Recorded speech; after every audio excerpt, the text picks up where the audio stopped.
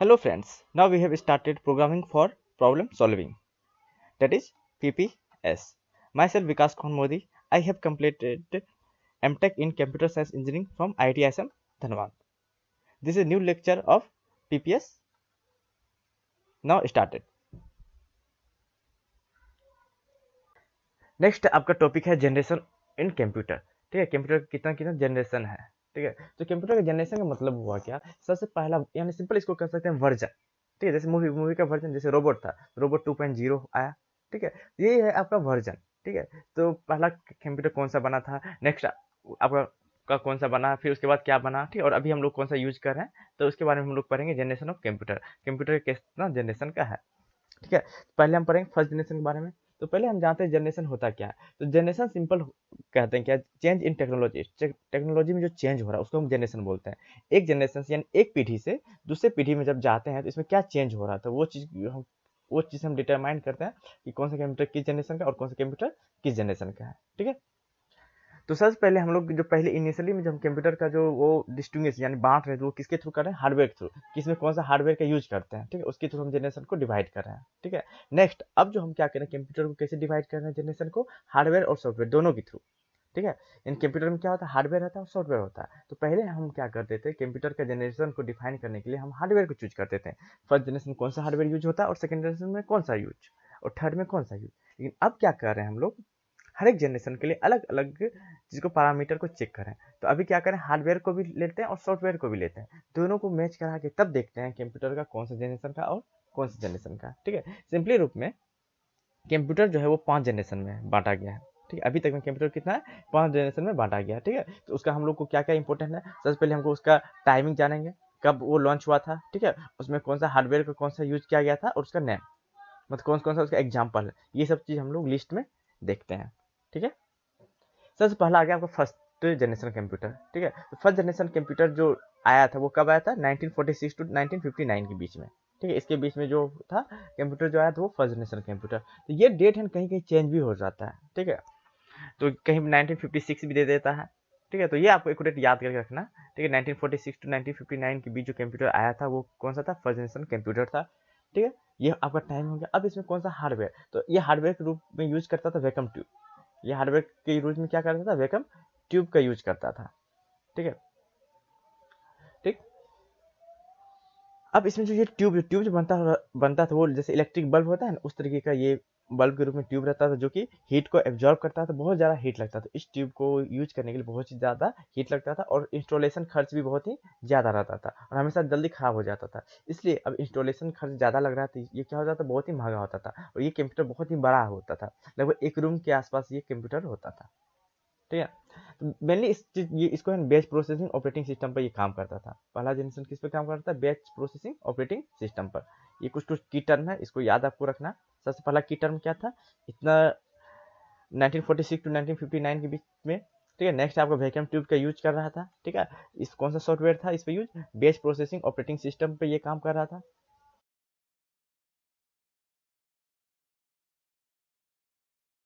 और first generation में जो मशीन कोड का यूज हम करते, प्रोग्रामिंग लैंग्वेज में क्या करते थे, मशीन कोड का हम लोग यूज करते थे। ठीक है, तो ये जो अंडरलाइन 4 टर्म के इसको बस याद रखना है।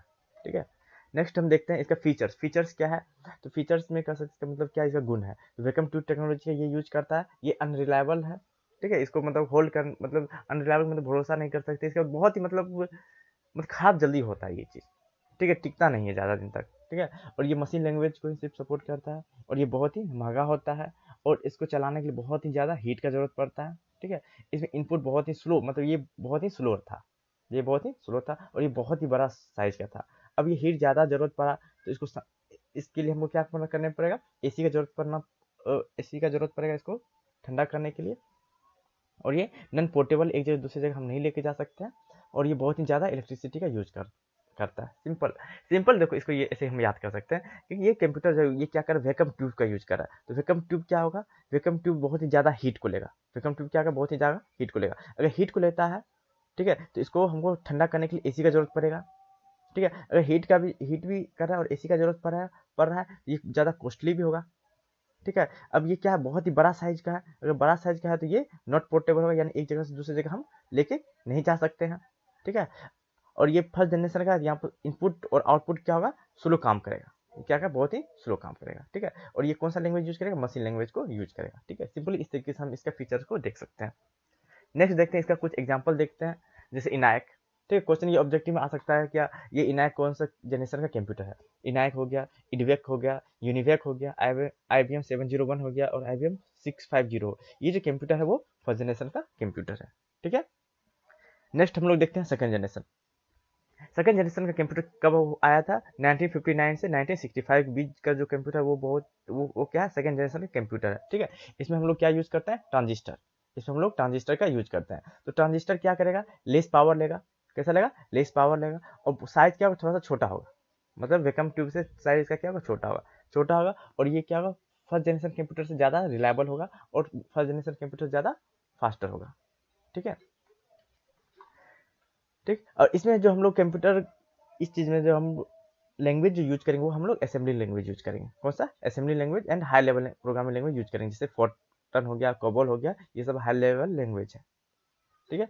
इसमें हम लोग बैच प्रोसेसिंग ऑपरेटिंग सिस्टम और मल्टी प्रोग्रामिंग ऑपरेटिंग सिस्टम दोनों की यूज करते हैं, ठीक है।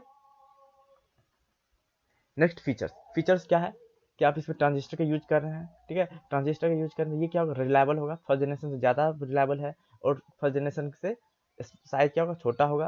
फर्स्ट जनरेशन से क्या होगा, कंपेयर इसमें कम कर रहे हैं, ठीक है। लेस हीट लेगा, अगर लेस हीट लेगा तो इलेक्ट्रिसिटी भी कम लेगा, ठीक है। और ये फास्टर काम करेगा, और ये थोड़ा कॉस्टली होता है, फिर भी अभी भी ये क्या कॉस्टली होगा, यानी जो अभी जो कंप्यूटर है उससे थोड़ा कॉस्टली होगा, लेकिन फर्स्ट जनरेशन से थोड़ा सस्ता होगा, ठीक है। इसके लिए हमको एसी का रिक्वायर्ड पड़ेगा, ठीक है। और ये मशीन लैंग्वेज और असेंबली लैंग्वेज दोनों का यूज करता है, ठीक। इसका एग्जांपल आपका हो गया IBM 1620, IBM 7094, CDC 1604, CDC 3600, इसका यूनिवेक 1108, ये आपको याद करके रखना है, ठीक है। ये आप हो गया सेकेंड जनरेशन का कंप्यूटर, ठीक है। नेक्स्ट आपका थर्ड जनरेशन।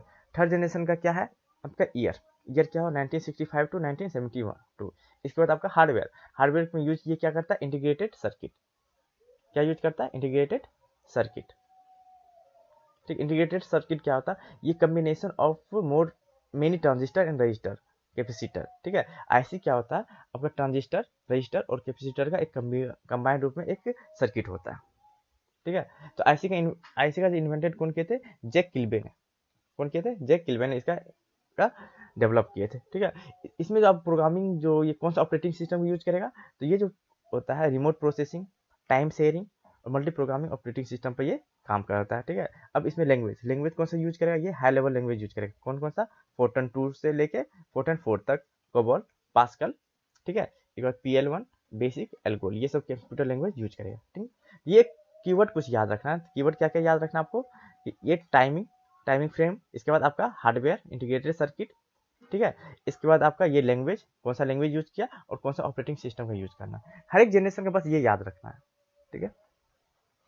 नेक्स्ट आपका इसका फीचर्स में क्या क्या यूज कर रहा है, ये आईसी को यूज कर रहा है, ठीक है। मोर रिलायबल होता है, ठीक है। स्मॉलर साइज होता है, तो साइज कम है, ठीक है। हीट क्या करेगा, बहुत ही कम लेगा, और ये फास्टर होता है, और मेंटेनेंस करने में भी कम खर्च पड़ता है। और लेकिन ये कभी हीट तो ये कम लेगा, लेकिन फिर भी इसके लिए एसी का जरूरत पड़ेगा, ठीक है। और ये इलेक्ट्रिसिटी क्या करेगा, बहुत ही कम लेगा, और ये हाई लेवल लैंग्वेज को सपोर्ट करेगा, ठीक है। तो अब इसमें जो ये इसका एग्जाम्पल हो गया, IBM 360 सीरीज हो गया, इसके बाद हनीवेल 6000 सीरीज हो गया, PDP हो गया, ठीक है। IBM 370 168 हो गया, TDC 316 हो गया, ये सब क्या है, आपका थर्ड जनरेशन कंप्यूटर का एग्जाम्पल है, ठीक है। नेक्स्ट आपका फोर्थ जनरेशन। तो सिंपल फोर्थ जनरेशन में का टाइम पहले याद करना है, क्या टाइम है, 1971 से लेकर 1990 तक, ठीक है। इसमें क्या यूज होता है, VLSI, very large scale integrated circuit, क्या यूज होता है, VLSI यूज होता है, ठीक है। वेरी लार्ज यानी बहुत ही ज़्यादा ट्रांजिस्टर का इसमें कंबाइन होगा, ठीक है। 5000 के अप्रोक्सीमेटली इसमें क्या होगा, ट्रांजिस्टर हो गया, कैपेसिटर हो गया, ये क्या होगा, कंबाइन होगा, ठीक है। अब इसमें जो ऑपरेटिंग सिस्टम कौन सा होगा, ये time sharing operating system, real time network और डिस्ट्रीब्यूटेड ऑपरेटिंग सिस्टम इसमें यूज करते हैं, ठीक है। इसमें हाई लेवल लैंग्वेज कौन सा, C हो गया, C++ हो गया, ठीक है, DBase हो गया, ये सब इसमें यूज होता है हाई लेवल लैंग्वेज। यानी कीवर्ड क्या क्या है, ठीक है। पहले तो आपका ये ईयर हो गया, इसके बाद आपका हार्डवेयर में कौन सा, VLSI, ठीक है। ऑपरेटिंग सिस्टम में कौन सा आपका हो गया, time sharing, real time network और डिस्ट्रीब्यूटेड ऑपरेटिंग सिस्टम। और लैंग्वेज में कौन सा, C++। ठीक है। अब नेक्स्ट देखते हैं इसका फीचर्स। तो ये भी क्या करता है, VLSI टेक्नोलॉजी यूज करता है, बहुत ही सस्ता होता है और ये पोर्टेबल, एक जगह दूसरी जगह ले जा सकते हैं, क्योंकि साइज छोटा है तो एक जगह दूसरी जगह क्या करते हैं, इसको लेके जा सकते हैं। और ये रिलायबल होता है। इसको पर्सनल कंप्यूटर में जो हम यूज करते हैं वो होता है 4th जनरेशन कंप्यूटर, और बहुत ही छोटा साइज होता है। और इसमें पाइपलाइनिंग प्रोसेसिंग का यूज करते हैं। पाइपलाइनिंग प्रोसेसिंग का मतलब हुआ क्या, एक साथ में ढेर सारा काम को करना, पैरेलल में काम करना, एक ही टाइम में क्या करना, पैरेलल में काम करना। ठीक है। इसमें एसी का जरूरत नहीं पड़ता है, सिंपल एक छोटा सा पंखा लगा होगा, देखिएगा आप लैपटॉप में भी बगल में थोड़ा सा एक पंखा लगा रहता है। ठीक है। इसके बाद आपका इंटरनेट, उसी टाइम में इंटरनेट का भी इसमें इंट्रोड्यूस किया गया था। ठीक है। ये नेटवर्क का हम इसमें यूज करते हैं। ठीक है। और ये इजीली हमको अवेलेबल हो जाता है, आसानी से एक जगह दूसरी जगह इसको लेके हम जा सकते हैं। इसका एग्जांपल आपका हो गया डेक 10, स्टार 1000, PDP 11, क्रे 1 जो कि सुपर कंप्यूटर है। ठीक है। इसके बाद आपका क्रे एक्स। ठीक है। ये आपका हो गया 4th जनरेशन का कंप्यूटर। नेक्स्ट आपका 5th generation. 5th generation computer 1980 से लेके अभी तक जो भी कंप्यूटर आया है, 1980 से लेकर अभी तक जो भी कंप्यूटर आया है वो क्या है, 5th जनरेशन का कंप्यूटर है। ठीक है। इसमें यूज हम करते हैं ULSI। इसमें क्या करते हैं, ULSI, ultra large scale integration technology. ठीक है। और यहाँ पर हम माइक्रो प्रोसेसर का भी यूज करते हैं। इसका यूज करते हैं माइक्रो प्रोसेसर का। यहाँ 2 हार्डवेयर याद रखना है, कौन सा, एक ULSI और एक माइक्रो प्रोसेसर। ठीक है। ये हार्डवेयर हो गया। अब सॉफ्टवेयर में क्या यूज करेगा, ये आर्टिफिशियल इंटेलिजेंस का सॉफ्टवेयर यूज करेगा। कौन सा, आर्टिफिशियल इंटेलिजेंस का सॉफ्टवेयर यूज करेगा। ठीक है। इसको लैंग्वेज कौन सा यूज करेगा, C++, जावा, .NET, ये इस टाइप का हाई लेवल लैंग्वेज, कौन सा, हाई लेवल लैंग्वेज को ये यूज करेगा। ठीक है। AI का मतलब क्या हो, रोबोटिक्स हो गया, न्यूरल नेटवर्क हो गया, गेम प्लेइंग सॉफ्टवेयर हो गया, ये सब हो गया आपका का 5th जनरेशन कंप्यूटर में यूज होता है। ठीक है। यानी सिंपल आपका डेट कितना हो जाएगा, 1980 से लेके अभी तक। और हार्डवेयर कौन सा यूज करेगा, ULSI। और सॉफ्टवेयर में कौन सा, AI। ठीक है। इसके बाद आपका लैंग्वेज में कौन सा, C++, जावा, यानी हाई लेवल लैंग्वेज का यूज करेगा। ठीक है। नेक्स्ट फीचर में क्या है, ये आपका ULSI टेक्नोलॉजी को यूज करता है। ठीक है। ये आर्टिफिशियल इंटेलिजेंस का डेवलप करता है, नेचुरल लैंग्वेज प्रोसेसिंग पर काम करता है। ठीक है। पैरेलल प्रोसेसिंग में काम करता है। इसमें हम लोग सुपर कंडक्टर टेक्नोलॉजी का यूज करते हैं। ठीक है। और ये बहुत ही यूजर फ्रेंडली इंटरफेस होता है। यूजर फ्रेंडली मतलब क्या, आपको आसानी से आप इस चीज को यूज कर सकते हैं। ठीक है। इसके बाद इसका पावरफुल, बहुत ही ज़्यादा पावरफुल रहता है। ठीक है। और बहुत ही छोटा टाइप का रहता है, कम्पैक्ट टाइप का कंप्यूटर रहता है, और बहुत ही सस्ते दाम में ये आपको अवेलेबल हो जाएगा। ठीक है। जैसे आपका डेस्कटॉप हो गया, लैपटॉप हो गया, अभी जो आप लोग यूज कर रहे हैं ये सब क्या है, आपका 5th जनरेशन का एग्जाम्पल है। अल्ट्रा बुक है, क्रोम बुक है, ये सब आपका क्या है, 5th जनरेशन कंप्यूटर का एग्जाम्पल है। ठीक है। तो यहाँ पर आके आपका जनरेशन का खत्म हो गया। ठीक है। जनरेशन कंप्यूटर का जनरेशन के बारे में पढ़े। ठीक है। कौन कौन सा 5th जनरेशन कंप्यूटर के बारे में देखें, 4th जनरेशन कंप्यूटर के बारे में देखें, इसके बाद आप 3rd जनरेशन कंप्यूटर, इसके बाद आपका 2nd जनरेशन, इसके बाद आपका 1st जनरेशन कंप्यूटर। ठीक है। यानी जनरेशन में आपका कौन सा हो गया, फिर से एक बार रिवीजन कर लेते हैं, 1st, 2nd, 3rd, 4th, 5th। ठीक है। इसका आप ऐसे टाइम बना लीजिएगा, यहाँ पर टाइम, फर्स्ट का क्या टाइम था, सेकंड का क्या टाइम था, थर्ड का क्या था, फोर्थ का क्या था, फिफ्थ का क्या था। ठीक है। इस टेबल बना लीजिएगा। ठीक है। और यहाँ हार्डवेयर कौन सा यूज किया था, फर्स्ट में क्या हुआ था, ठीक है, वैक्यूम ट्यूब। ठीक है। सेकेंड और थर्ड में आपका क्या है, IC सर्किट। ठीक है। फोर्थ में आपका क्या है, VLSI। ठीक है। फिफ्थ क्या है आपका, ULSI। ठीक है। ये सेकेंड रो हो गया। ये सेकेंड कॉलम, इसका थर्ड कॉलम आपका सॉफ्टवेयर में आपको लिखना है यहाँ पर बेस प्रोसेसिंग। ठीक है। सेकेंड आपका क्या था, इसमें भी base processing plus multi programming. ठीक है। आईसी में क्या था, मल्टी प्रोग्रामिंग, एक बार टाइम शेयरिंग करके था। ठीक है। ULSI में क्या था, टाइम शेयरिंग। ठीक है, मल्टी प्रोग्रामिंग। ठीक है, इसमें भी था। ULSI में क्या था, AI। ठीक है। इसके बाद आपको यहाँ पर क्या करना, ये हो गया टाइम, हो गया हार्डवेयर सॉफ्टवेयर। इसके बाद यहाँ एग्जाम्पल। ठीक है। एग्जाम्पल में आपको यहाँ पर लिख देना। इस तरीके से एक टेबल बना के आपको जनरेशन को अच्छे से याद कर सकते हैं। ठीक है। ये आपका होमवर्क है, इस चीज को आप बनाइएगा। ठीक है।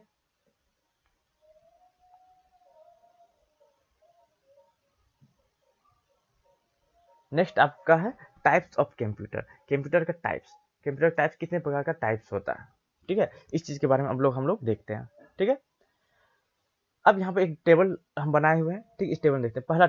पहला टाइप आपको हो गया पर्सनल कंप्यूटर। ठीक है। तो यहाँ पर ये इसमें आप लिखे हैं टाइप, और यहाँ पर लिखे उसका प्रॉपर्टीज स्पेसिफिकेशन, ठीक है। पहला आपका है पर्सनल कंप्यूटर। तो पर्सनल कंप्यूटर क्या होता है, ये सिंगल यूजर कंप्यूटर है, यानी एक आदमी इसको यूज करता है, ठीक है। एक टाइम में एक ही आदमी इसको यूज कर सकता है, ठीक है। इसमें लगभग 20 का मॉडरेटली पावरफुल माइक्रो प्रोसेसर का यूज हम इसमें करते हैं, ठीक है। ना ज़्यादा हाई ना ज़्यादा लो, मॉडरेट, ठीक। इसके बाद आपका वर्क स्टेशन में क्या होता है, ये भी आपका सिंगल यूजर कंप्यूटर सिस्टम, ये भी क्या सिंगल कंप्यूटर यूजर है। लेकिन इसमें क्या करते हैं, यहाँ से जो मॉडरेट पावरफुल है उसे थोड़ा सा हाई रहेगा, मोर पावरफुल माइक्रो प्रोसेसर का यहाँ पर यूज करते हैं, ठीक है। जैसे साइबर कैफे में हो गया, ठीक है, वहाँ पर कौन सा यूज होता है, वर्क स्टेशन, ठीक है। इसके बाद आपका मिनी कंप्यूटर क्या होता है, ये मल्टी यूजर कंप्यूटर सिस्टम होता है। यानी मल्टी यूजर क्या है, एक ही टाइम में उस कंप्यूटर को 2-3 आदमी यूज कर सकता है, ठीक है। इसको क्या बोलते हैं, मिनी कंप्यूटर, ठीक है। ये एक ही टाइम क्या हो रहा है, 100 यूजर एक ही टाइम उस चीज को यूज कर सकता है, ठीक है। नेक्स्ट आपका मेन फ्रेम कंप्यूटर, ठीक है। मेन फ्रेम कंप्यूटर क्या है, ये भी एक मल्टी यूजर कंप्यूटर सिस्टम है, ठीक है। इसमें भी क्या होता है, सपोर्टिंग 100 यूजर, एक टाइम में 100 यूजर को सपोर्ट करता है, ठीक है। लेकिन इसका जो सॉफ्टवेयर टेक्नोलॉजी है वो डिफरेंट होता है। मिनी कंप्यूटर में जो सॉफ्टवेयर यूज होता है उससे क्या होता है, मेन फ्रेम का कंप्यूटर टेक्नोलॉजी क्या होता है, डिफरेंट होता है, ठीक है। नेक्स्ट आपका सुपर कंप्यूटर तो बहुत ही फास्ट कंप्यूटर होता है, बहुत ही फास्ट कंप्यूटर होता है, और वो एक बार में 100 से लेके मिलियन इंस्ट्रक्शन को एक सेकेंड में एक्सिक्यूट कर सकता है, ठीक है। यानी बहुत ही फास्ट काम ये करता है, ठीक है। फिर से रिवाइज कर देते हैं। पर्सनल कंप्यूटर एक यूजर के लिए, वर्क स्टेशन भी एक यूजर के लिए, दोनों एक यूजर के, लेकिन इसमें थोड़ा सा मॉडरेट और इसमें हाई माइक्रो प्रोसेसर का यूज होगा। अब देखिए मिनी कंप्यूटर मेन फ्रेम एक साथ, मिनी कंप्यूटर मल्टीपर्पज के लिए, ठीक है। यानी मल्टी यूजर इसमें यूज कर सकता है, लगभग 100 के आसपास एक टाइम में यूज कर सकता है, लेकिन दोनों का सॉफ्टवेयर अलग अलग रहेगा, इसमें हाई पावर का रहेगा, इसमें लो पावर का रहेगा, ठीक है। और सुपर कंप्यूटर बहुत ही फास्ट काम करने के लिए सुपर कंप्यूटर का यूज करते हैं। तो ये था आपका टाइप्स ऑफ कंप्यूटर।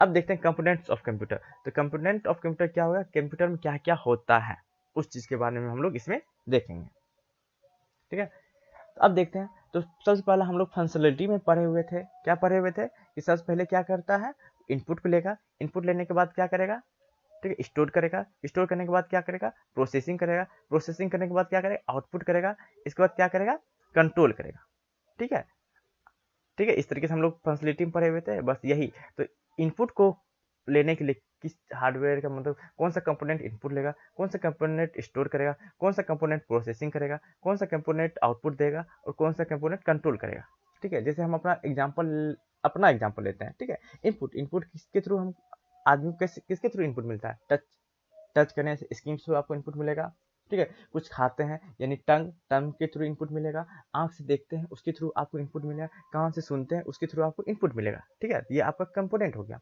ठीक है।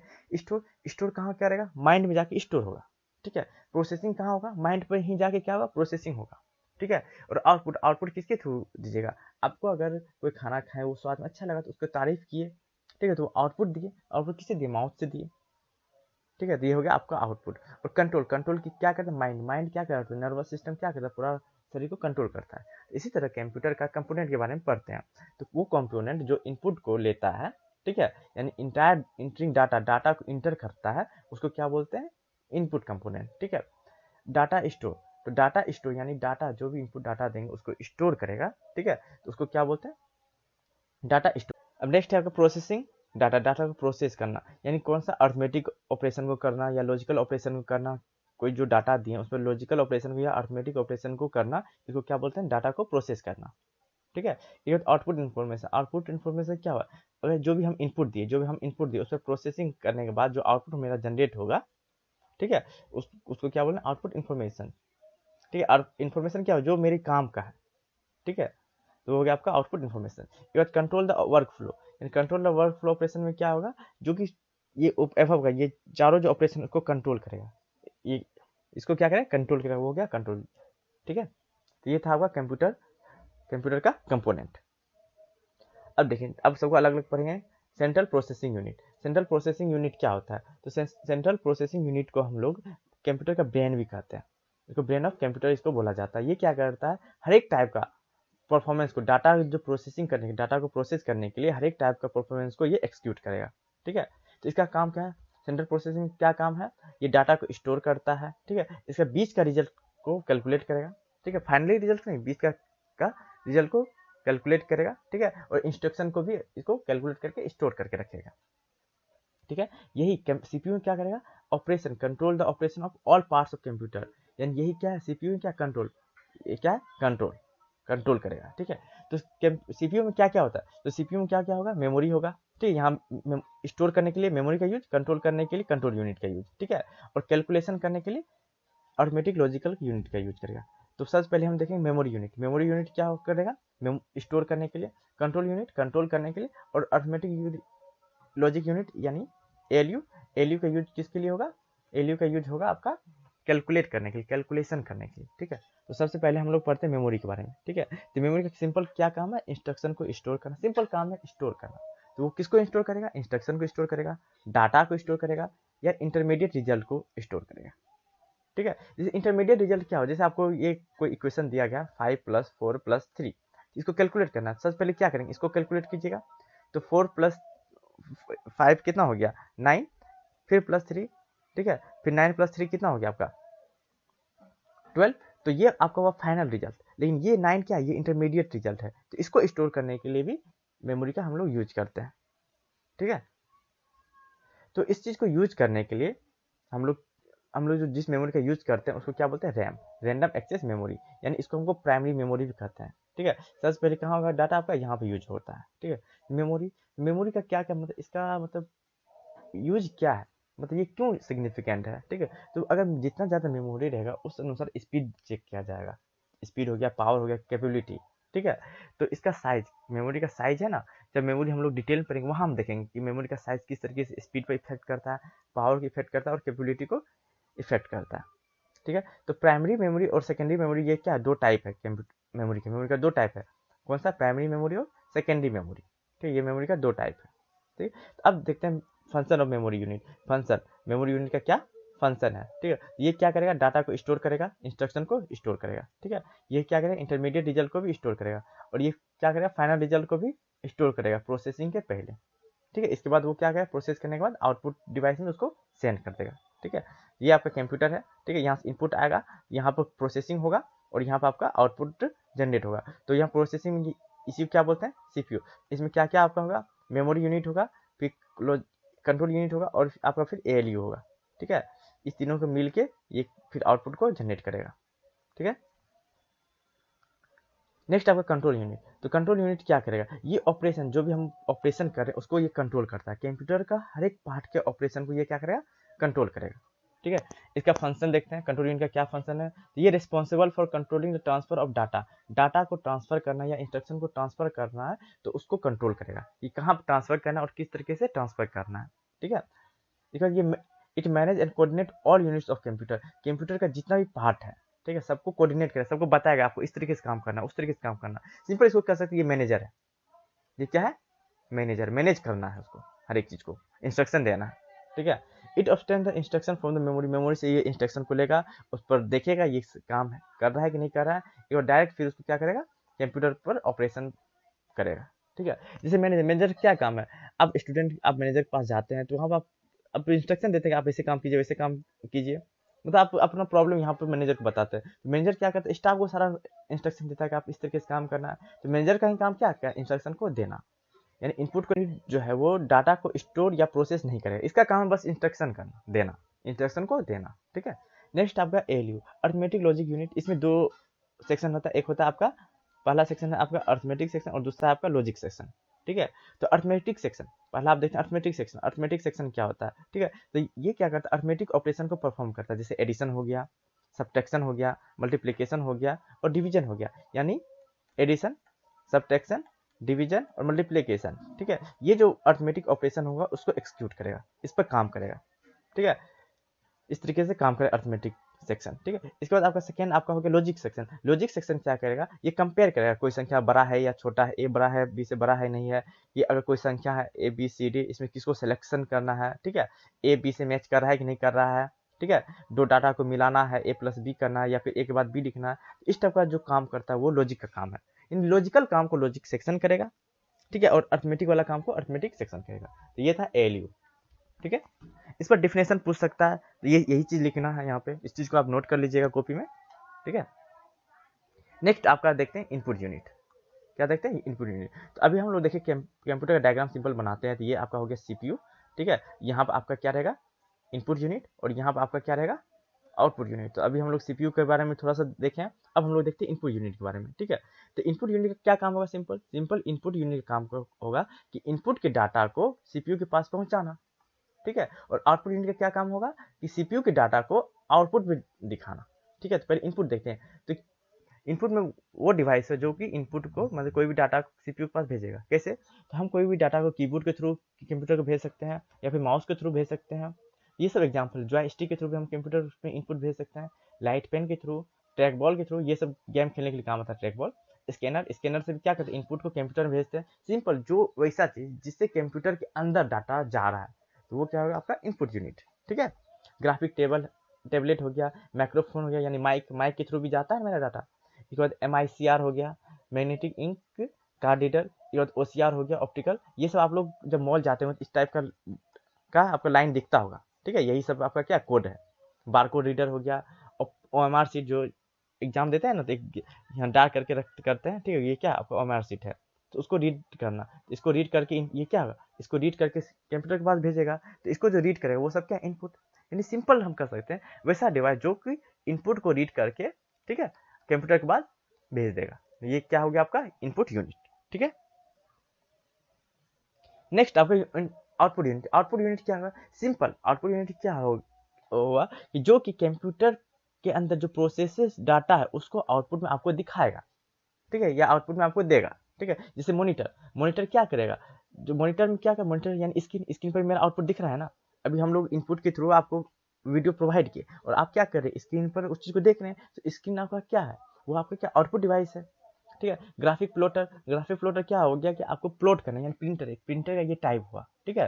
तो ग्राफिक प्लॉटर भी आपका क्या हो गया, आउटपुट डिवाइस हो गया। प्रिंटर क्या आउटपुट डिवाइस है, क्योंकि हम भी यहाँ से कोई भी चीज़ को सेंड करते हैं, प्रिंट करते हैं। तो यहाँ मेरा PDF फाइल है या कोई फाइल है, उसको क्या करता है प्रिंटर, प्रिंट करके एक कागज पे हमको देता है। तो ये क्या होगा, आउटपुट डिवाइस हो गया। प्रिंटर क्या आपका आउटपुट डिवाइस हो गया, ठीक है। इसके बाद आप कह सकते हैं स्पीकर, साउंड बॉक्स, ये सब क्या आपका आउटपुट डिवाइस है। यानी आउटपुट डिवाइस सिंपल वो है जो कि कंप्यूटर के अंदर के डाटा को बाहर भेजेगा, कंप्यूटर के अंदर डाटा क्या करेगा, बाहर हमें दिखाएगा, ठीक है। तो ये हो गया आपका आउटपुट यूनिट, ठीक है।